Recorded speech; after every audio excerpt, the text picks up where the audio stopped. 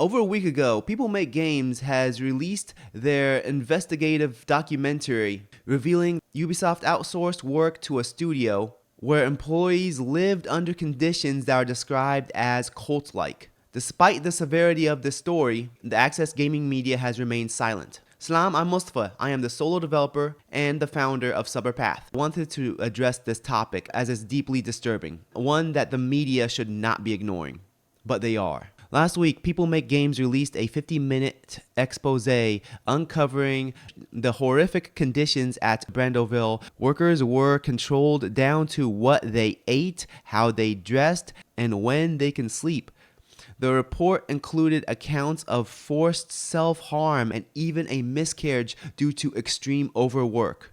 And yet, over 1 week later, major gaming outlets like IGN, Kotaku, and PC Gamer haven't acknowledged this at all. Their silence is deafening. These are some of the same outlets that will jump at every opportunity to defend these corporations when the fans are upset or protect them in the name of social justice. But when it comes to a clear violation of human rights, they suddenly have nothing to say at all, which goes to show the toxic, incestuous relationship between the gaming industry as well as the Access Gaming media outlets. What was Ubisoft's response? A predictable statement claiming they were deeply disturbed and unaware of Brandoville's working conditions. But let's be honest, Ubisoft specifically outsourced to Brandoville because it was cheaper thanks to their country's lax labor laws. It's a calculated decision and they knew the risk. What makes it worse is Ubisoft's hypocritical PR messaging.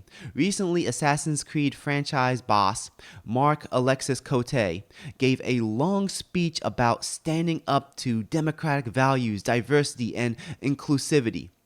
But how can Ubisoft claim to champion these values while outsourcing to studios where workers are exploited and abused? It's performative, and their actions speak louder than their words. Unfortunately, Ubisoft is far from the only company doing this. Outsourcing has become a cornerstone of AAA development, often with little oversight of how workers are treated. It's all about cutting costs and hitting deadlines, even if that means sacrificing both the quality of the games and the well-being of the people who make them. This issue is beyond Ubisoft. It's not just one studio or one publisher doing this. It's a systemic problem in the industry that relies on underpaid, overworked people whose stories are ignored.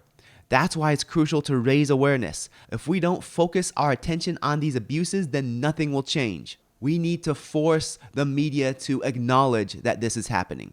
If the media won't hold the corporations accountable, then it's up to us who are outside the media to lend our voices and demand better out of the gaming industry. The gaming industry can't pretend it's standing up for human rights and fairness while turning a blind eye to violations such as these. Thank you for watching. I know this is a much heavier topic than usual. Watch the original video by People Make Games and share it with others. Thank you. Take care. This has been Mustafa. Salam.